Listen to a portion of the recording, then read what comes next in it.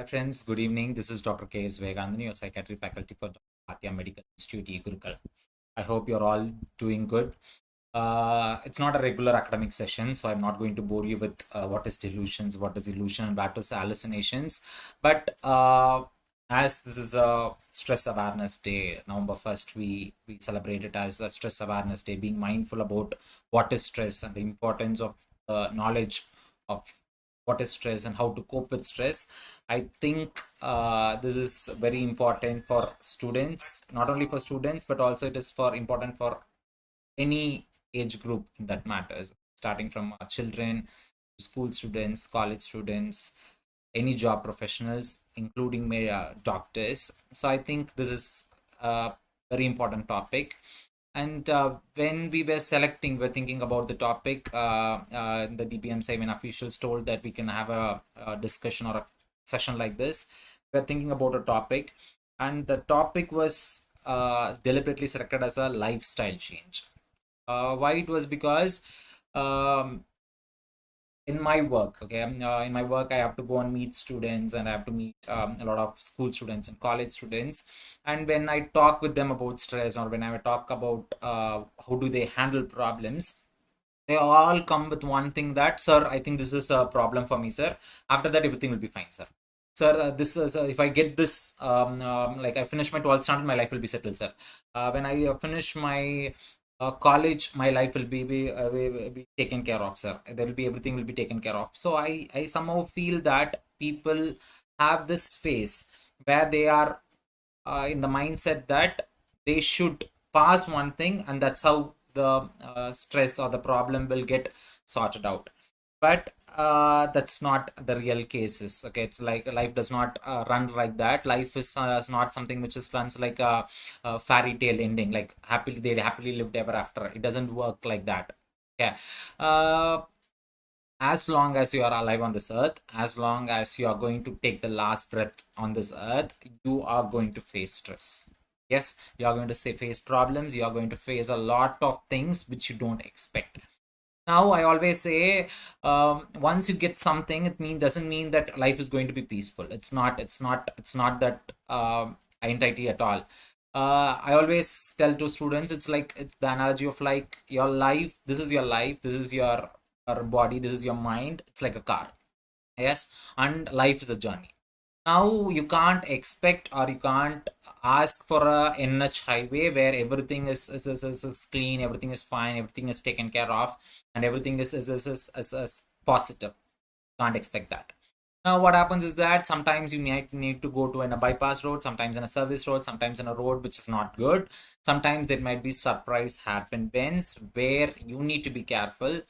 Only thing which you can be very sure is that you need to take care of your car, you need to service it regularly, take care of your tires, give proper air, petrol, fill it with petrol, and very importantly, make sure that you have a stepney and everything is taken care of in the car, and you know how to drive, and you start your journey. Okay, you cannot they cannot warranty that everything will be smooth, but still you are ready for the journey. That's how life runs. Okay, I think that's what makes life interesting. Okay, nobody can expect a life which is only pleasurable, only awesome, only positive. It doesn't work like that way, or it doesn't actually will be nice. Imagine that I'm a person who loves sweets. I give my life for sweets, but everybody loves sweets. Yes, but you cannot ask people to just give you sweets in the morning for breakfast and for lunch and for dinner, and cannot continue for more than 2 days. Yes, not even a single day, I suppose. So that's how life is, and that's what makes life interesting. Now, during this self awareness day, during today's discussion, what are we going to discuss is that we are going to talk about what is stress, why do one person feel stressful, and what are the practical things that a person can do to keep the stress under control. Now, very importantly, stress is something which you face something, and you have a physical, emotional, or a cognitive or a psychological change. That's what is called as stress. Now, whenever I discuss about stress topic, I always discuss that stress will have several layers. One is called as a no stress zone. Next, we'll have something called as a eustress, and something called as a distress. What is a no stress zone? No stress zone is, imagine that I am seated in a workplace, and suddenly I'm not stressed. I'm everything is going leisurely. Suddenly they give me 2 days leave. I'm not asking for it, nothing. I don't have any plans, I don't have any travel things. So I'm given leave, I'm going to my house, I'm just sitting, I'm just Amazon, watching videos on Amazon Prime, or I'm just Netflixing. I just spend some time alone, and I just see what is happening. That's it. Okay, that is called as a no stress zone. I have nothing to do, nothing to be productive, or nothing to be worried about. That is called as a no stress zone. There are some times where you'll be no stress zones. Okay, there are some times where you go into one zone called as eustress. What is called as eustress? Eustress is something where you are given a challenge, or you are going into a transition, or you are given a responsibility, or you take up something which is really difficult. For example, eustress can be for a student who is preparing for a exam, yes, or a person who's an office worker who's presenting a presentation in front of a board members. Yes, that is something which is a use stress. Now, what is this use stress? Is something which is means that you know that it's very important.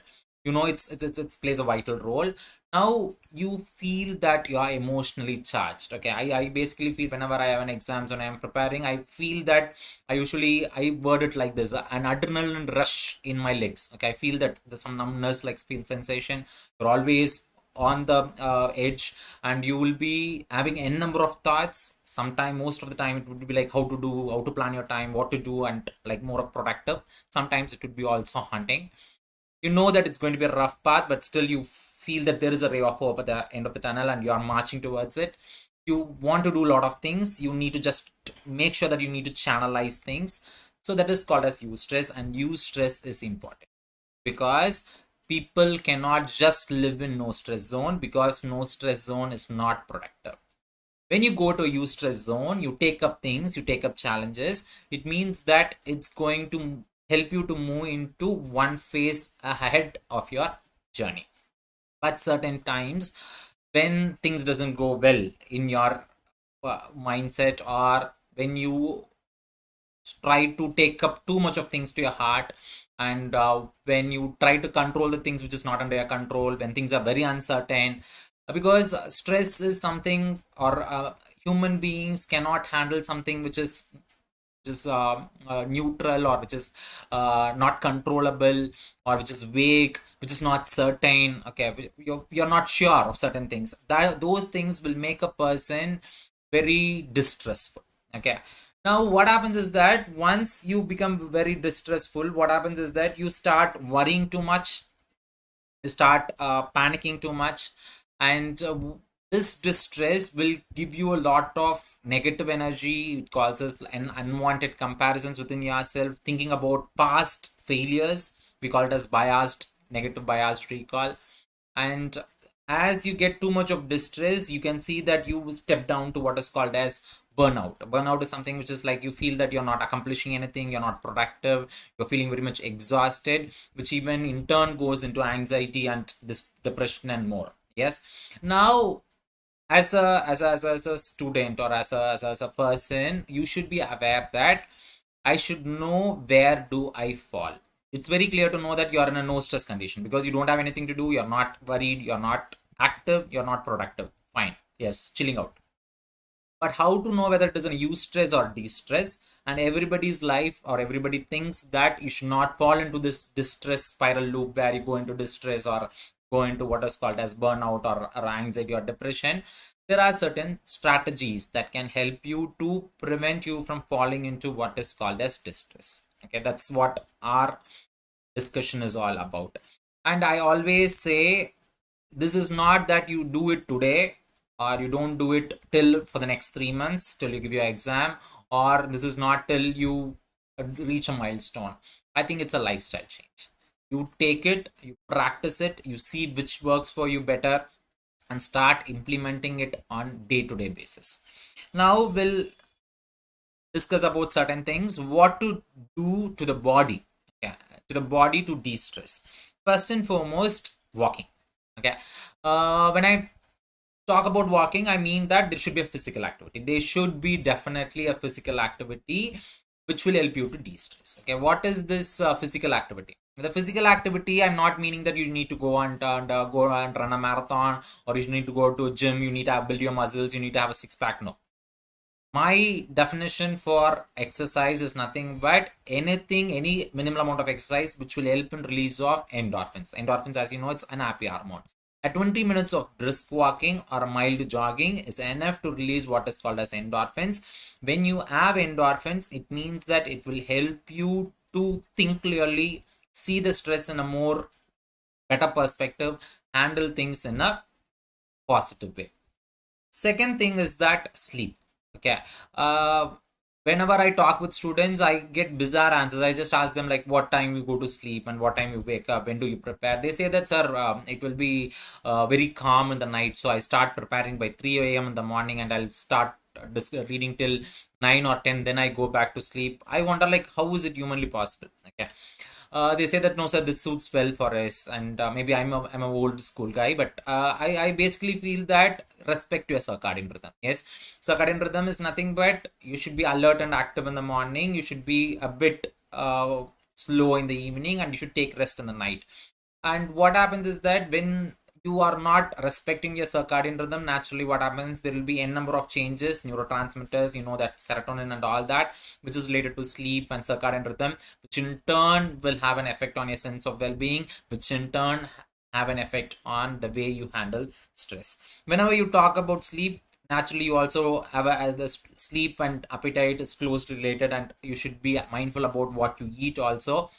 You know, we students or we doctors and very younger generation, most of them, what they do is they just don't play it right. Okay, it's, we have something called as a balanced diet. We know something like you should eat the more in the morning, you should have an early dinner, you should eat less in the night. What we do is, like, we wake up late, and because of which we skip the breakfast. And what we do is, like, we have a good amount of time in the evening, so that we plan the dinner, and we take a lot of friends and go to the late dinner, and we eat too much, and we talk too much, and we gossip about our residents, and about our working OPGs and all that. And because of that, as if you're biting them, you would start biting your food, you start eating too much, and you end up eating a more amount of food. Okay, that's what happens.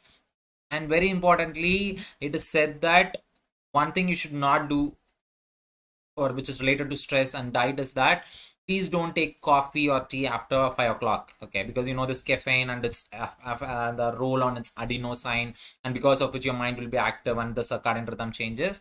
And second thing is that it's always said your diet should be colorful.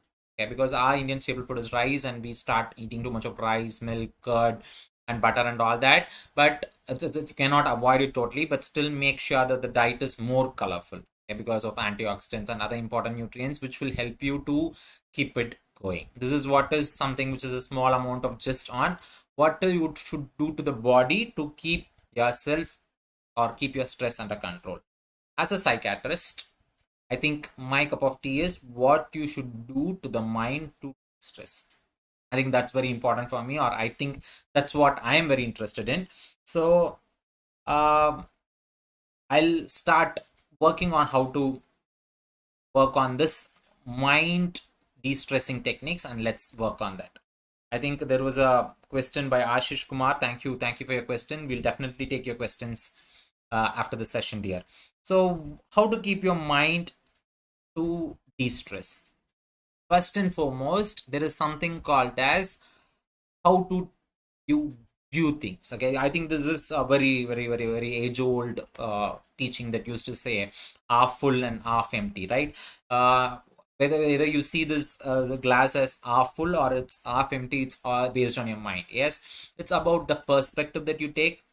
In psychiatry and psychology, we call it as cognitive attribution and reattribution. Anything that happens in your life, any small incident that happens in your life, people start thinking that it might be a harmful thing, or it might be a negative thing, or it might be something which is not favorable.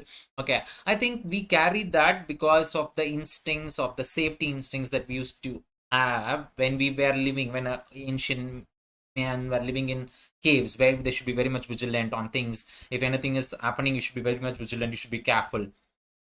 But We need not have that instinct even today. For small things, for small trivial things, you need not be vigilant. Is this going to harm me? Is this going to be negative? Is this going to cause me any harm? Or is this going to give me anything which is going to make me feel bad? I don't think so that you need to look all those things in such a gloomy or a negative perspective. Okay, sir, how to not have this negative perspective? There are certain things which I'm going to say. First and foremost, very importantly, be kind to yourself. Don't be too much strict on yourself. Life is not a race to run, or it's not a competition to win. It's a journey. Don't be too much strict on yourself. And very importantly, there is one thing that you should develop. Okay, I think I've told you this. I usually tell to my students in my face-to-face class also. There is one skill that I picked up from my psychologist, which I start applying it in my life and I'm seeing wonders, is gratitude. You should start counting your blessings. Okay, it's because human mind always thinks about a positive thing or a neutral thing for 2 seconds. But if a negative thing is happening, your mind will spend time for nearly an hour. That's how human mind works. For example, they told me that class starts at 6. So I managed to come back by 5:10 or 5:15. I was able to see whether everything is going fine. And our tech team was happy that everything is the speed and everything is going fine. And I was here by 6 prepared, and we are taking it properly. Now imagine that if things were not happening, now I'm continuing it. I'm not thinking much about it. Yes, they told me that to start at 6, and I'm continuing at 6. Fine, that's it. But imagine that there is a lag. Okay, I was not able to reach in the perfect time, or there is a problem in the internet or something. I become too much distressed. I feel that, oh my God, why this is alone happening to me? Why alone today it's happening to me? Why God is not showing any grace towards me? You start thinking in a very negative way, and you start thinking about it even after a long time. It will be bothering your mind. Have you ever experienced that?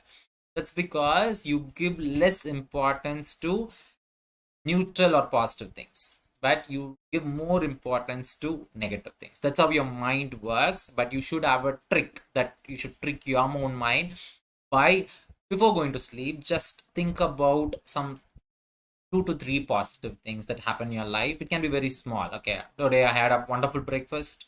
Today I was somebody was very kind to me. I'm very gifted for that.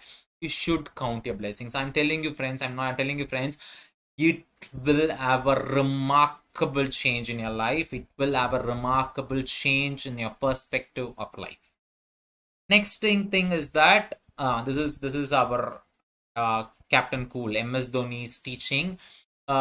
He always says, how is he able to cool when all other captains are really stressed? Okay, because he has to take the nation's emotion and you need to carry it forward and choose victory and go to the winning side. But how does he handle it very cool? It's because he just says that he controls the controllables. That's a mindful teaching that everybody should have. You should know what you are trying to control. Certain things in life are things which you cannot control.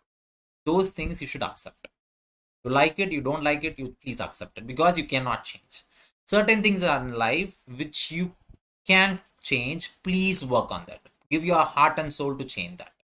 And you should know where to change and where to accept, and that's what is called as wisdom. This is the serenity prayer which you usually do.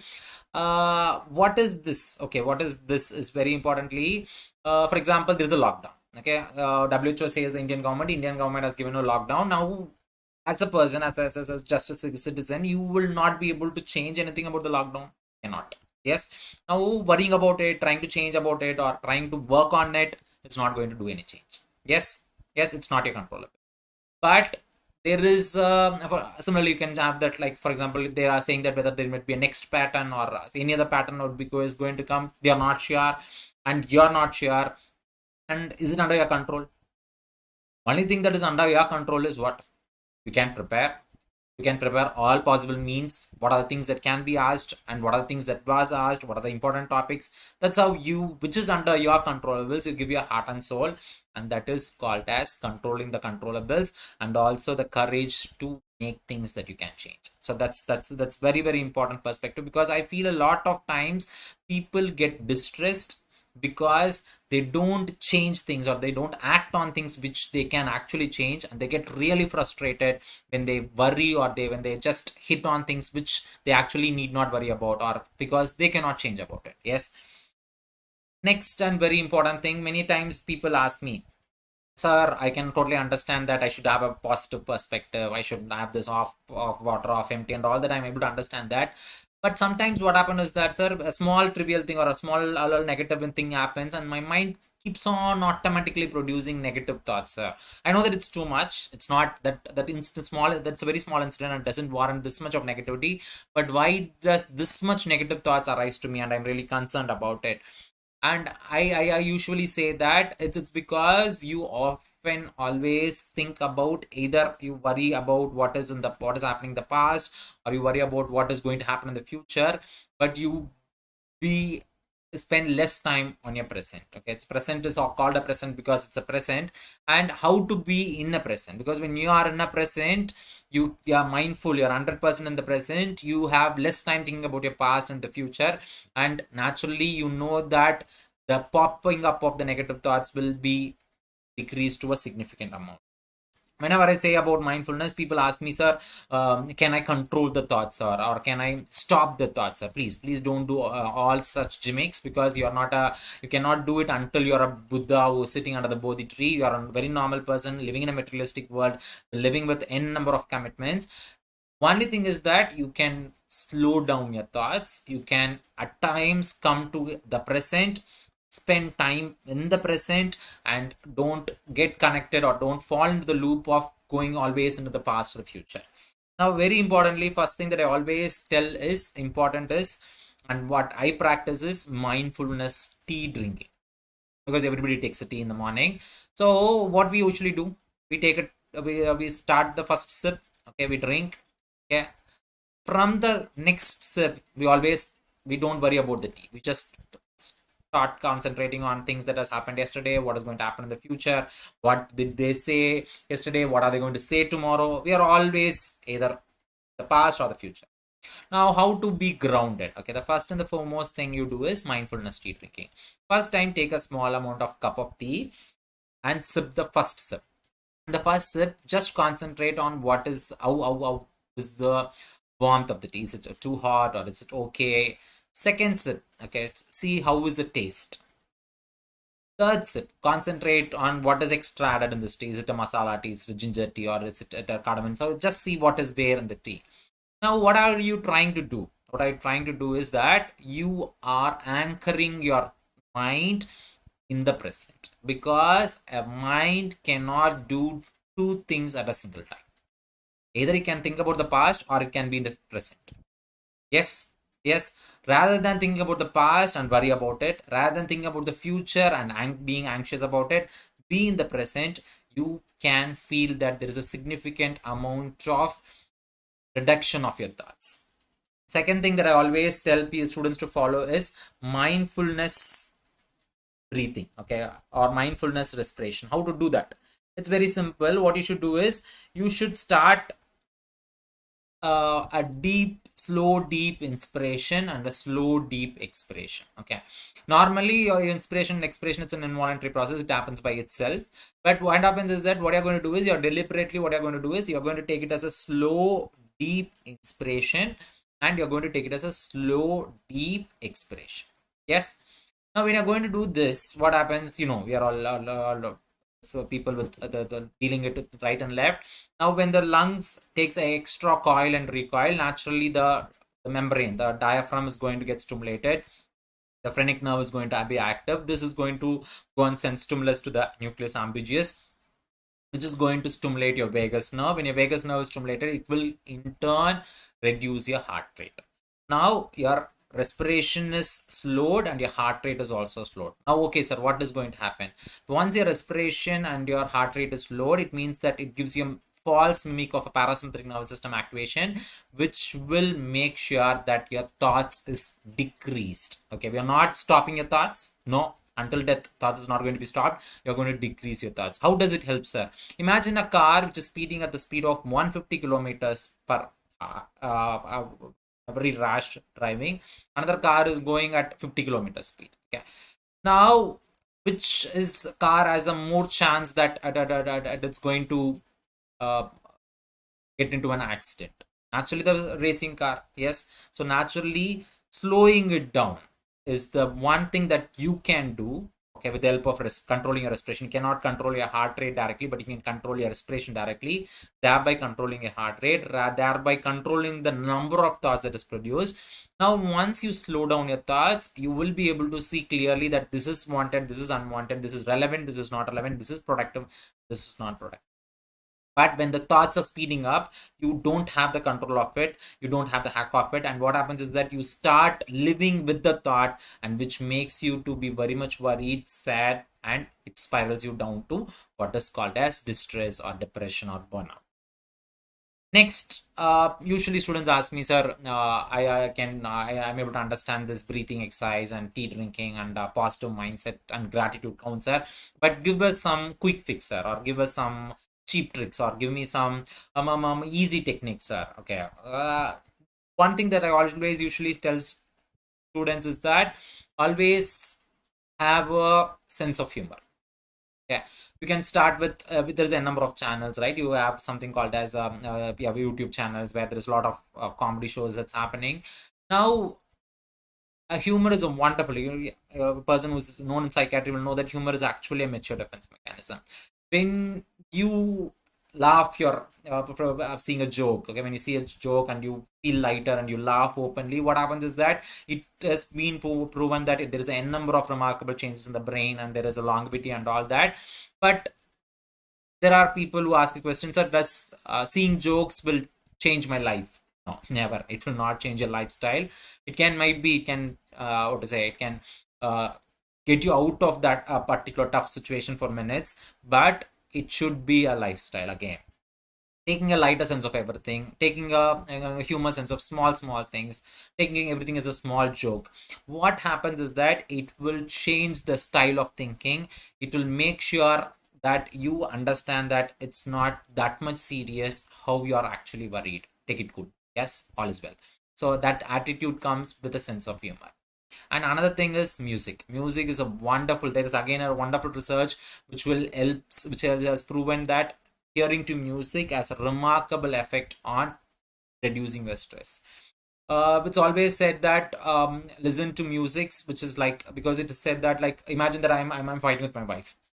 Now I'm fighting with my wife. I'm keep on thinking about it, and I'm driving my car. I'm going to my office, which is 20 minutes from my house. And as soon as I go with that number of the amount of anger, I go there, I start fighting everybody. Yes, that's naturally happens. Now I fight with my wife, and I start driving my car, and I have a Spotify, or I have a big music, or I have a radio song starts playing, and I listen to music. Okay, the music can be a number of musics. You can have a number of languages. You have the music that you like. Once you listen to the music has a power to get to dissociate you from the present to that particular mood. And once you reach the place, you feel that is this incident and worthy to be this much angry. Okay, there you can see a significant change in your mood state, and you just text, I am sorry. Problem solved. You are mentally peaceful, your wife is mentally peaceful, in your workplace they're all happy. That's the best thing. And I always tell people, hear to different types of music. Okay, because sometimes when you're happy, to increase your happiness, the music helps. When you're sad, the lyrics of the music helps. And try to hear different language music, because anything novel will create some amount of dopamine, some amount of clarity, some amount of a positive perspective, which helps you to run the stage. Next, this is a very important technique that I always tell clients to follow, that is guided imagery. What is this guided imagery, sir? Guided imagery is nothing but whenever you feel that it's too much of negativity is all happening, you just sit back. Okay, don't worry about too much. Just close your eyes. Just think about a place or natural scenery that you want to visit. Nature, you're connected with the nature. Okay, we are human, are connected with the nature. So try to, you all have a dream destination. Yes, you could have visited a number of places, but you all have a destination. I have a destination like this. There is a mountain hill, okay, and at the top of the mountain I have a house. Okay, why to have a house is just imagine. I have a wonderful bungalow, and there is a swimming pool. The swimming pool is must. Yes, I have a swimming pool, and I'm just resting on the swimming pool. Now I see the mountain, I see the trees, I see the forest, I see my bungalow, and I see the sky, and there is water. Wow, wonderful, bliss, excellent. Now just try to imagine yourself in the scenarios that you like. I'm telling you, friends, imagination has immense power. You imagine a success. Yes, it gives you wonderful happiness.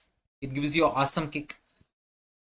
That kick will be more when compared to if the same incident is happening in your real life. Actually, the imagination will give you more kick than the reality. But the opposite is also true. When you imagine that something is going to happen in a very bad way, okay, you start worrying about it, you start stressing about it, you start or panicking about it. But in reality, if it happens, you feel that, oh my God, why did I worry too much about this? Yes, that's also the opposite also happens. Yes, so just use this guided imagery in a positive technique. You start thinking about things and you start feeling calm, and you can feel that you are really charged because imagination gives you that power. Next, I would like to talk about what to do in your surroundings. Okay, there is something which you should be very much mindful about, the surroundings also, which you should be very much careful of. First and foremost, make sure either it's in your hostel room, either it is your rented house, or it's a own house, it's a flat, or it's a villa, it's a bungalow, whatever it is. Try to have more amount of greenery. Okay, green as seen as has been proven to give a lot of positive vibes, a calmness, and a resting phase. It's always important that you always have some pets. Okay, if it's possible, always, yes, if you're able to take care of the pets, please have it. Otherwise, don't torture them and stress them out. But have a green around you which will give you a nice vibes. Always, please surround you with good amount of friends, family, positive members. Yes, no man is an island. We are not born here for to live, to succeed, and to die. We are here to live, to be happy, to share, and to be connected. Yes, always have some 4 to 5 people. It can be your school friends, it can be your college friends.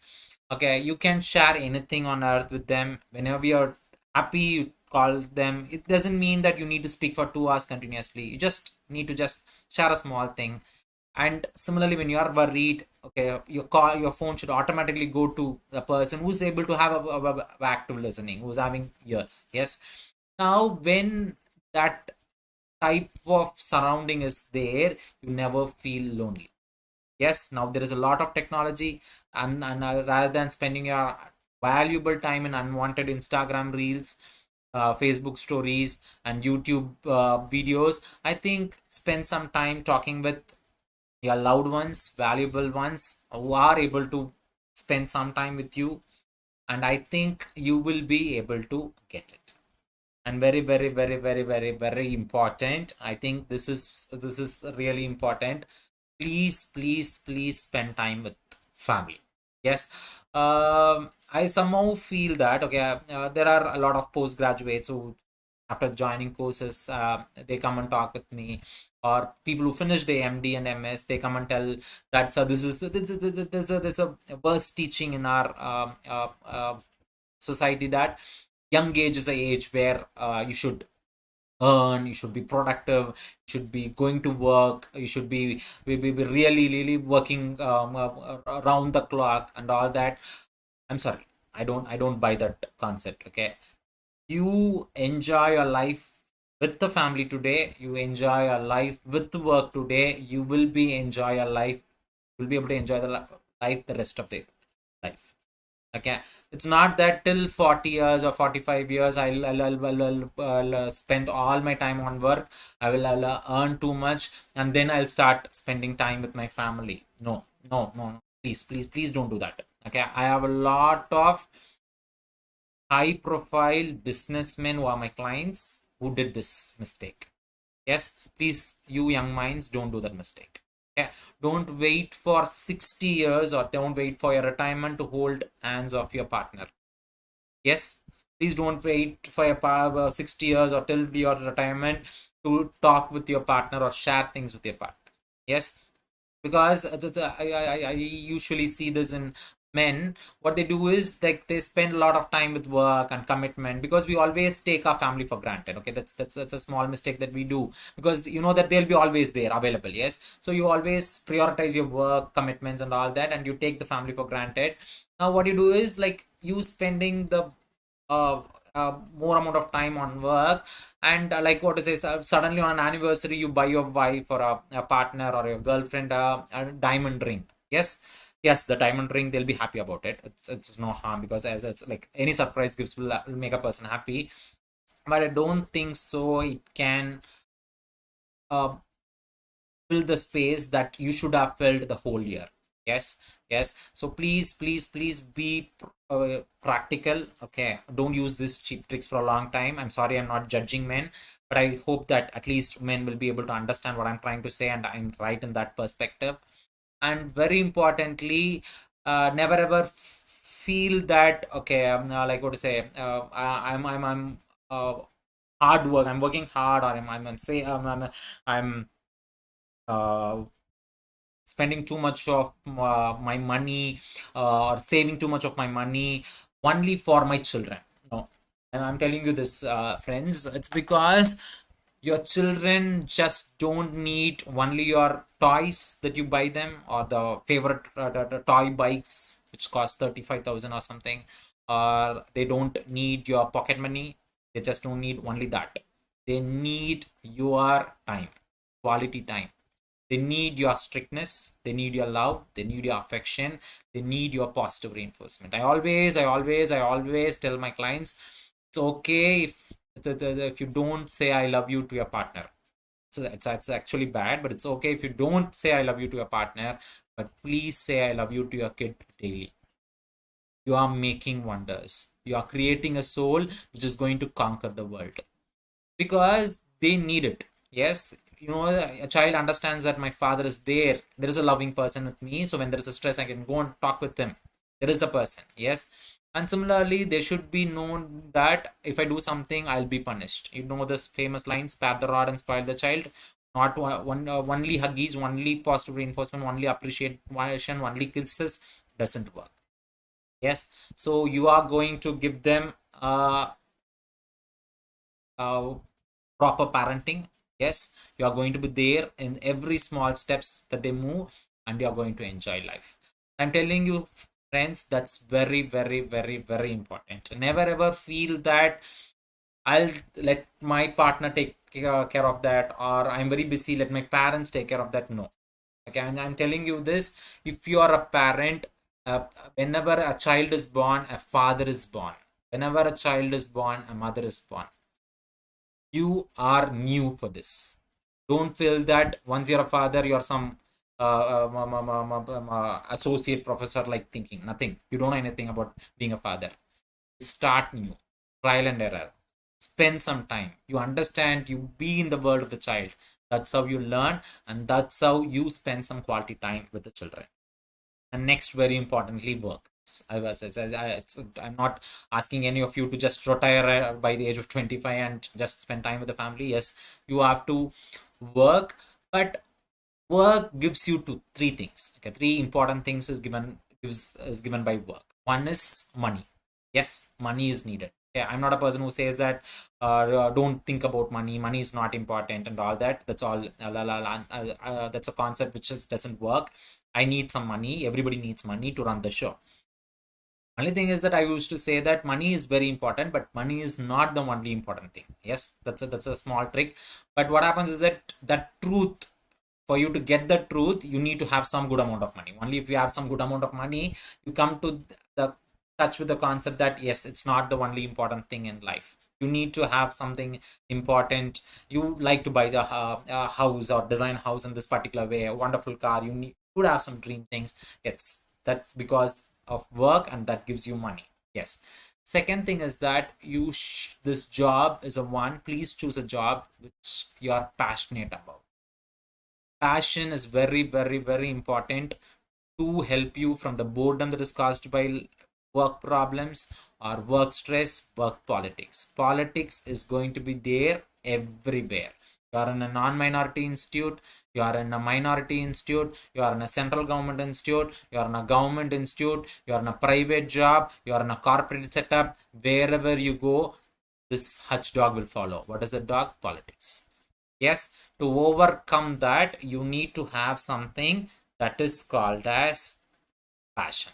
Yes, I basically feel that what, how do you know that I'm passionate about one thing is nothing but I think that the satisfaction that you get or the flow of time. Okay, because I work in a hospital where there will be surgeons and OGCians will be in nearby consultation rooms. They cannot sit in a place for more than 5 minutes. I'm not finding hard, and then they are more active people, but they wonder how this Vivekanandan psychiatrist is able to sit and talk with the patient. I can just have my hand on my cheek and I just hear to the stories of the patient, and I just make the patient speak continuously for 2 hours and 2.5 hours with not even saying a word, with just my eyebrows moving up and down.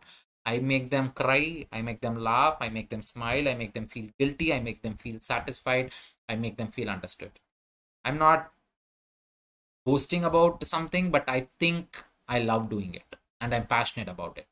I want you to choose a job which does not just give the money, but something which is in sync with your passion. When I take a class, okay, I when like 2 days of continuously talking, your vocal cords it's just really tired, but still, at the end of the class, many of the students will come and say, sir, your class was nice. Many students text messages, paragraph like paragraphs, and it's all nice. But most of the time, what happens is that what gives you the kick is that the smile on a student's face. You know where the real smile is? Real smile will not be in the lips. You can read the real smile in the eyes. And after the 2 days of class, when you look at the student's face and you're connected with them for 2 days, and you know how do they feel. And when you know that they feel that these 2 days were actually good, was a good time spent, thank God we didn't miss the class, that gives you an utmost satisfaction. And it gives you a kick. I'm telling you, friends, it gives you a kick which is more than cocaine. Okay. And the third thing that the job gives you is something which is something as important is called as purpose. Many times a single job can give you money, passion, and purpose.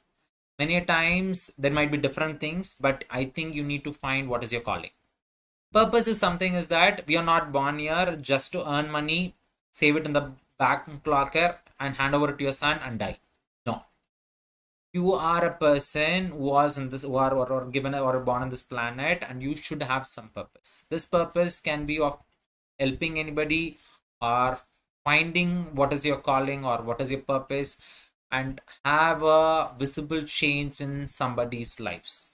Yes, you're all doctors, we are all medical students, so definitely you all have it as your job, but how often do you do it as a purpose? I think that's where you need to find out, and you're too young to find it really now, but have it positively burning in your mind so that you know what is your purpose. A person who knows what is his purpose, and if he's having his job which is connected to his purpose, I'm telling you, he's the most luckiest person on earth.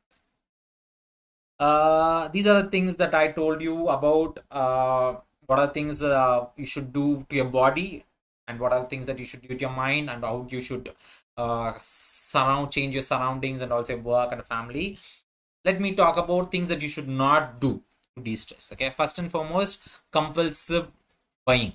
Yes, you, when you're really stressed, you know that there are too much of things in your cart and Amazon or Flipkart, and you start buying too much things. Compulsive buying, no.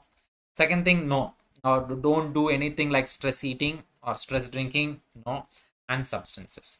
I'm not a person who's judging you, or I'm not a person who says that this is all sins. I too do shopping, I too do eating, I too love sweets. But only thing is that don't use this as a pattern to de-stress you, because we have as a psychiatrist, and I know that these substances or these things will give you a lot of dopamine, and which will help you to immediately run out of the stress, which will cause you emotional hijacking, and it will become a compulsive behavior. You start doing things even if you don't want to do it, and which results in what is called as addiction. You know that compulsive buying, we have something called as compulsive buyers anonymous, where we have therapy for them. And you know that compulsive eating and compulsive addiction and all things becomes a more of a compulsive patterns. So don't use this as a pattern to de-stress. And last but not the least, I have certain things which I should discuss. One thing is that please have one thing in your mind. I've told you certain things like something to your body, something to your mind, something to your work, something in the surroundings. Now, don't have an idea that if something works for me, it should work for the other person also. One size does not fit all. For example, my friend used to de-stress himself by hearing to music. I hear to music and I find that it's not helping me. Now, don't be hell-bent on yourself and trying to hear a lot of music and stress yourself. Okay, something works for them, something works for you, something else works for that different person. Just try. Okay, it's all trying and finding out which works for you better. So just don't try to feel that you need to have this works for that person, it should also work for me. No, one size does not fit all. And second thing is that you should be very much careful about what is called as response flexibility. What is this response flexibility? Is that, now take myself as a person. I'm a person, I'm a doctor, I'm a teacher, and I'm a father. Okay, whenever I'm stressed, I'm telling you, my second son is just like 2 years old. You know, he's a god. He's a god in human form. I love him. I blindly love him. I love him to the core. When my whole world is falling in front of me, if I see him, I can totally dissociate of everything. Yes, he has some magic. Yes, yes, he's my place where I go when I'm really stressed, and he's a magic. But it doesn't mean that whenever I'm stressed, I need to go to my son. Yes, though I'm a father, though I love him, sometimes I can try something like music to de-stress myself. Sometimes I can read books. Yes, because I've started reading books, because I once I gave advice to my son not to watch phone. It didn't work. Now I started reading, and he's also and I've seen significant decrease in the phone use. I started reading to de-stress myself. It gives you a wonderful kick. Yes, I started doing walking. Yes, you have n number of plan A, plan B, plan C, plan D. Because once you have only one response, it becomes a compulsion. And when it is not available, it gives you a panic and it becomes a stress. Always have a response flexibility. If A doesn't work, B doesn't work, C doesn't work, there is a number of alphabets. Yes. And the last one thing which I always want you to understand is you should be very much mindful about one thing. What is that? Is that please be careful that if you need to identify whether you are in a no stress stage or eustress stage or a distress stage. If you are in a distress stage, you try all these things. But if you find that all you do this, okay, it's not helping me at all. Okay, maybe you're in a depression or you're in a phase where you're really anxious, you need an expert opinion. How do I know that I'm in a distressed beginning of a distress stage or in a depression? How do I use it, sir? It's very simple. You do all these tactics or you all these techniques and see that you don't feel positive at all, you don't feel connected at all. It's you're not really getting connected to it at all. You try a number of things but you're not getting connected at all. It's still in the back of mind, it's still haunting, it's still giving you a lot of negativity.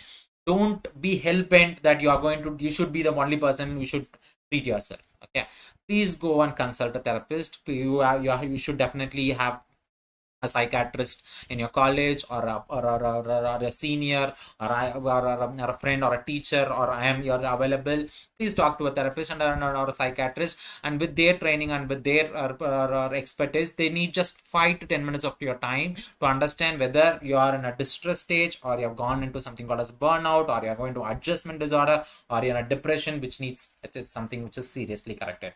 Please don't be hell-bent that no, I need to de-stress myself and it becomes a stress. Okay, there are some fractures which just needs POP, it just needs conservative management. Certain fractures need closed reduction, certain fractures needs open reduction internal fixation. Yes, you can't say take a case of open reduction internal fixation like fracture and say that no, I'm going to just do POP and conservative management. You know what happens? It causes malunion, disunion, dysfunctionality, disability. I think you can understand what I mean. Don't try to restrict yourself or try to stress yourself that I should do all this and de-stress myself. Try certain things. If it's not working, please consult a person. Okay, they are there who are neutral. They just take few minutes of your time and they'll be able to tell you what to be done. There's a number of online counseling techniques and we are available, doctors everywhere. And please don't have that stigma that seeing a psychiatrist means you're weak. Never. Okay, you are a human being, we are also human beings, we are not reading your minds, we just can understand your personality and know what's going to happen, but still we are not going to judge you. At least as a psychiatrist we don't do that. So please, this is a small amount of discussion that I had. Before closing and before opening for the discussion, the questions, I would just say this: at least at the end of the day, you should make sure that follow all these techniques. I won't say that you should have a stress-free life. I'm not going to give that lie. Stress is going to be there. How productively you're going to face stress, how you're going to actively manage stress, and very importantly, you're mindful that whether you are in the just in the distress stage or you are getting into what is called as too much of burnout, or you know that this is a time where I should have a breathing spare, or this is a time where I should have a me time and I should have some things to loosen it a bit. At the same time, when you try those things and it doesn't work, you should also be mindful that this is normal to get distressed and it's okay to meet a psychologist or a therapist or a psychiatrist to find out where am I placed and get help. I think you will all do that, and I think this is not for today, but it's going to be a lifestyle change. Carry it till your lifetime. Please be kind to yourself. Please follow this. Please be kind to your friends. Help them with this, and please be kind to the surroundings. Let us make a world which is more lively. Yes. Thank you, friends. Thank you for being patient, okay, during this time. And Ashish Kumar Parda, thank you for your question. Sometimes we feel like sleeping, but when we go to bed we don't get sleep and a lot of things done in mind. It's very common here, Ashish Kumar Parda. It's often happens. I always say that, see, it's basically there is something called as a sleep hygiene techniques which you should definitely follow. As a doctors, which it's a hygiene is something which it's very important for anybody in that matters. Always have a fixed schedule. Whenever there is something running in your mind, write down things. Okay, whenever things coming as negative, think something positive.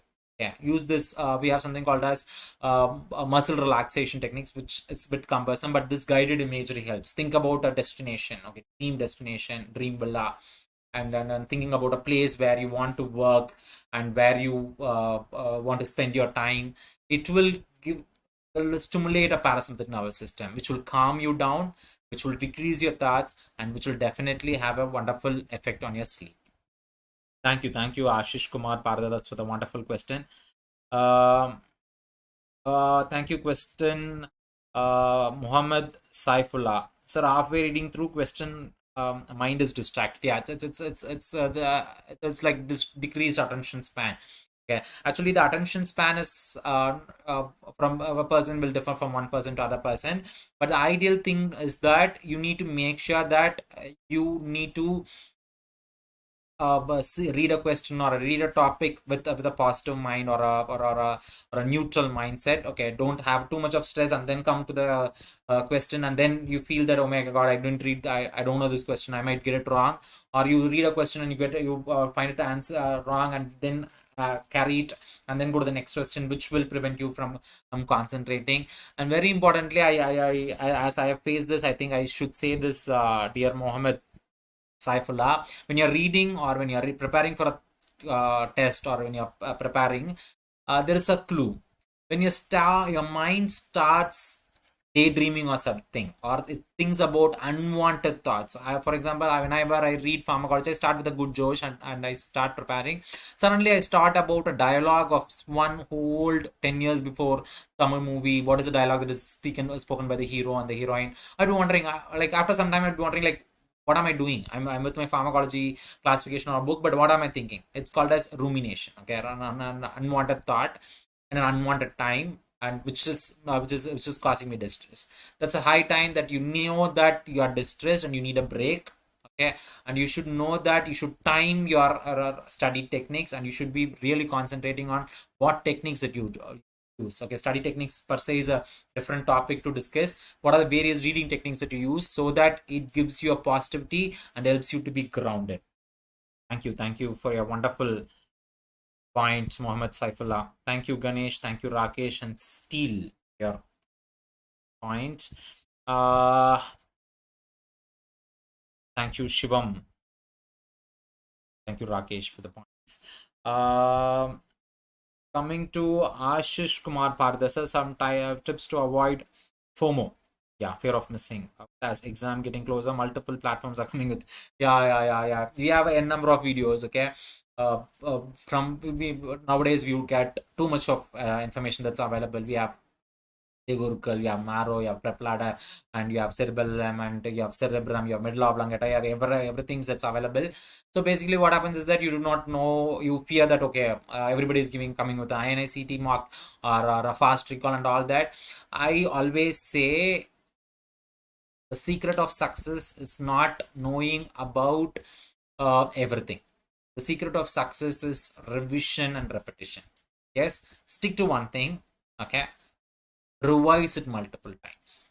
Okay, you're not going to be given a gold medal in your MD third year. Okay, you're going to go into MD. So basically what happens is that stick to one teaching curriculum, or stick to one recall sessions, or maybe you can spend time with one PYQ discussions or one recall sessions, so that you try to grab points, revise it multiple times. Yeah, you reading how many things doesn't matter, but you reading how many times definitely matters.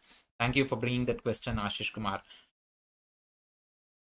Wonderful racing horse. Your racing horse is the racing horse, but there is a performance that is decreased. See, there is something called as performance anxiety. I think you are very much aware of it. What is called as performance anxiety is that you are too much prepared, and but there is something that you are worried about the consequences. See, I'm telling you friends, today they told me to do a stress management technique. There is a good amount of chance that people like it, because this is something which is different, definitely important for everybody. It's not only for students, it's for everybody, because whenever I go for schools and colleges for stress management, my officials in my hospital used to ask me, why don't you give it for doctors? We doctors, we need it. It's very much badly. So I think it's made sure that it's important for everybody. But there is a chance that people will say that it's a boring session, things might not work well. I think we all know this. Why I say just beating around the bush, there are people who can just say that also. Okay, you can't prevent them from saying things, but I am not in control of that. But as a person, I can control my preparation, my content.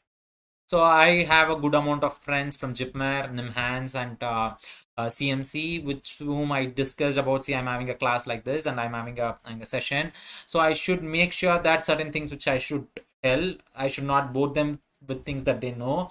So tell me what are the things that I should not avoid at any cost. So I used to take some inputs. I used to make my preparation more palatable. That's what I can do.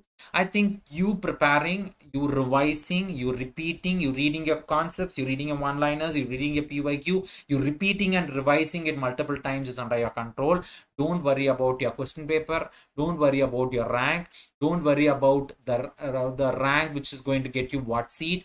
Don't worry about it. It's not in your hand at all. Control the controllables. Anxiety comes down. Thank you for that wonderful question, dear racing horse. There is a question by Akanshka Sitya.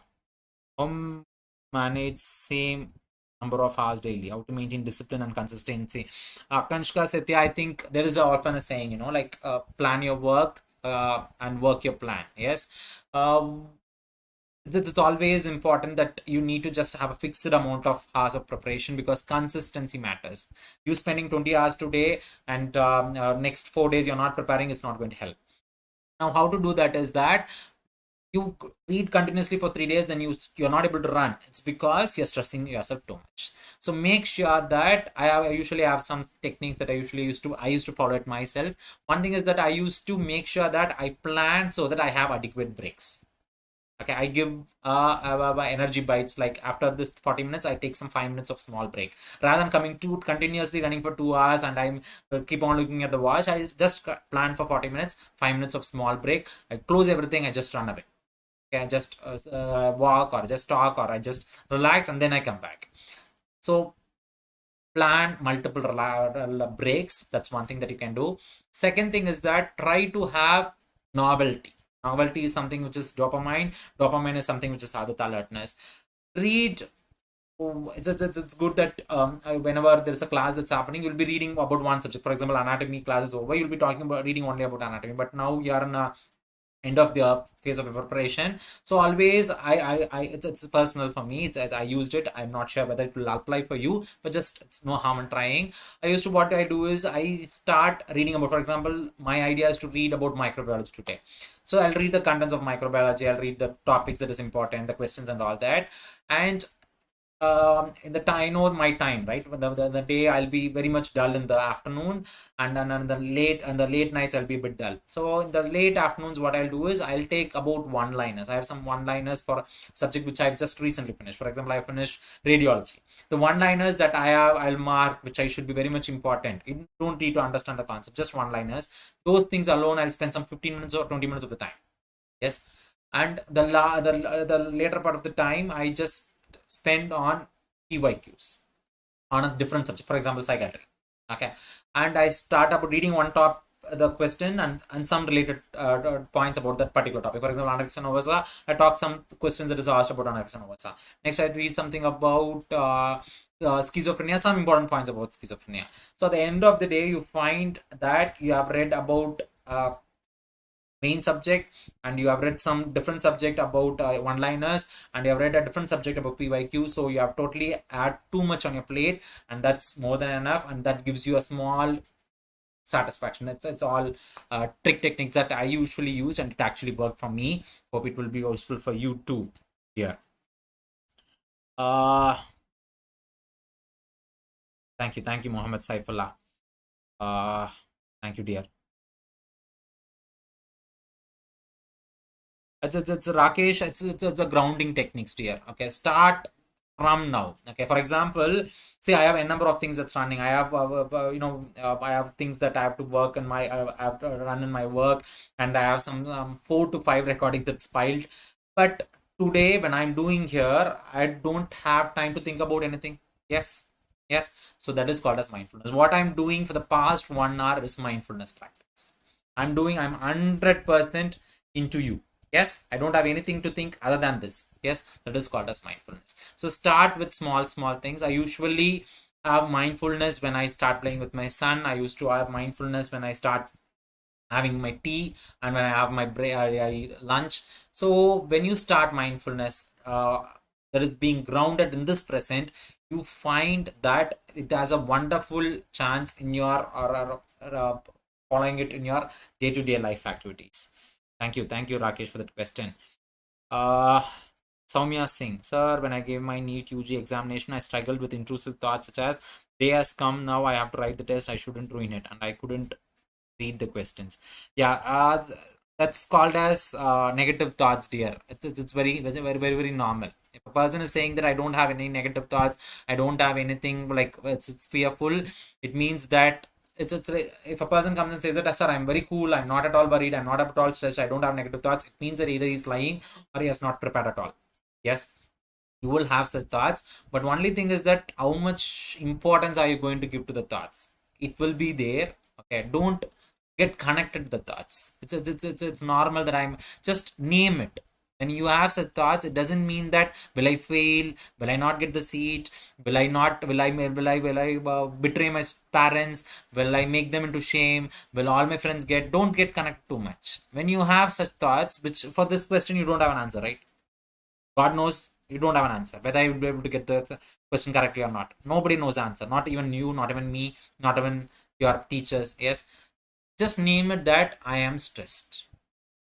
When you name it that you are stressed, it means that you know that it's just a symptom of stress, and you don't want to take it seriously. Yes, you don't want to answer that. You don't have to have an inner dialogue with that one particular thought. Just name that stress. I am stressed. I know that it's happening.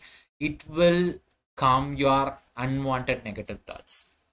Thank you for that wonderful question. I think it will be really important for a lot of people also. Yet I ended up not reading the question how to stop the vicious cycle. Now it happens with me all the time, and then I worry about not repeating it, up not reading the question. Again, I think you need try a lot of relaxation strategies here. It will be helpful. Uh, MRJ, sir, not related to studies, but how to overcome insecurities of being single for life and not being wanted and not having friends.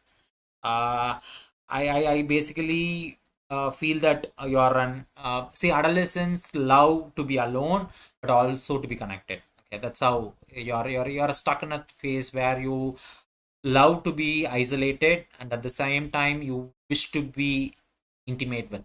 Okay, that is not for you. It's for all adolescents. That's how the human face runs. But I think that being connected is how we are. Okay, you can have your me time, you can have your lonely time, you can have your time where you want to de-stress yourself, you can have your time with no phones, no people, no family, no friends and all that. But it's also important that are you using it as a de-stressing thing or you're running away from something. I think that's what is important. A person who's connected is a person who's happy, who's satisfied. Yeah, satisfaction comes with social meetings, meeting others, being doing something good to others, and that's what it's all about. I think you all know something called as emotional quotient and social quotient. Person who's having good emotional skills, good social skills, a person who's more satisfied and who feels his life is in the flow. Thank you. Thank you, dear. Akanshka Satya. Sir, during solving grand test, also tension of outcome disturbs in between. Please guide to overcome this loop. It's very clear, dear. Whenever you're worried about, am I going to get past this? Am I going to get the first mark in this graph? If I don't get the grand test first mark, will I get good marks in the NEET? It's all means that those thoughts are nothing but symptoms of anxiety. Name that you are stressed. Okay, don't continue talking with the fellow. It's like there is a dog. Okay, it's in the it's outside my house. Initially when I start feeding the dog with biscuits, the dog likes me. Once you start feeding a biscuit, the dog with the biscuits, the dog will follow, and you have to definitely purchase biscuits, give the dog, and it will follow. You again give biscuits, you will follow, and it will follow. Stop giving biscuits to the dog. Okay, I hope you can understand. Stop trying to give too much attention, too much dialogue. See, it's like I and you are talking. For example, what's your name here? Your name is Akanshka. I and Akanshka is talking now. Now imagine that you're not here. I and my own thoughts, I and my Vivekanandan, Inna Vivekanandan will be talking. Okay, when the negative thoughts is there, okay, and I'm talking with my own negative thoughts, I give too much importance to it, it definitely becomes too much more powerful. Okay, and you will become weak. Just don't give importance to it. Let the dog be there. Don't feed it. It will stop following you. It will stop haunting you. It will stop troubling you. So thank you. I hope I have answered your point. uh Trending talks, my god, what is this name here? Hi sir, when I was writing theory exams, I got hand pain. It took 1 hour to recover and start back. How should I control this? I'm worried it would repeat again in the fourth year theory exam. Dear, it's like make sure that it's like, is it just only because of stress, or you have been not in the pattern of writing for a long time? You know that, when we don't have a trend of writing for a long time, it definitely causes pain. But I think, as I hope you're in a UG person, so definitely you should be having a lot of model tests, and you should be having some of revision tests. So when you're doing a lot of those tests, I think you'll be in touch. So go with the model paper, try to write down when notes, and try to write down things in a presentation that you want to present and all that, which will make you feel connected with what when you give a paper. And it's something, if it is only related to your stress and mind, I think always try some relaxation strategies. We have something called as muscle relaxation strategies. I think you are in a middle college, so naturally your the residents who are very friendly, just teach learn some JPMR. You do not you have YouTube videos also on uh, progressive muscle relaxation, which will keep your mind in a very relaxed state, which will help in a lot of these pain like things. Thank you for your question, dear. Dunia 1 million. Sir, a girl of 12 to 13 years, she's having hallucinations for symptoms, thought of dying, telling I don't want to live with some respiratory distress. Okay, I think it warrants a consultation. Meeting a therapist or a medical person is very much important in this case. Uh, I think that would be the right thing to do. So thank you for being present. It's really making me feel nice because we had a meaningful discussion. Okay, because I thought that I should not, because I and my friends were talking about how what are the things that I should discuss, and one of my friend told me don't distress them because of your session. So I hope that I have not caused you too much of stress, and I'm really thankful for all the kind hearts who ask me questions and give me nice feedbacks. Love you, dears. So please try to face stress, use some stress reduction techniques, try to ease you down, because your journey of life will have too much of uphills, downhills, and you should be mentally prepared for that. And how you take it also matters. There should be a number of things that in your mind that you are happy about, positive about, so that it will help you to tide over the crisis in a very easy way. So thank you, friends. Thank you for your valuable time.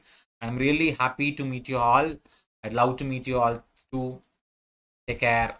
Have a wonderful day. See you, friends. Bye.